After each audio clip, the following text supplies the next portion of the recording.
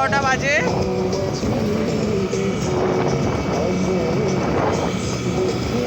চারিদিক অন্ধকার, লোকজন প্রায় নেই বললেই চলে। রাত্রিবেলা খাওয়া দাওয়ার পরে এই হাওয়াটা সেই লাগছে, কি বলবো তোমাদের।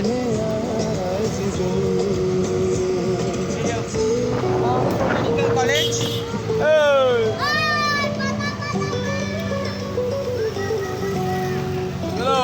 এই যে স্বাধীনের বউ রাত্রিবেলা।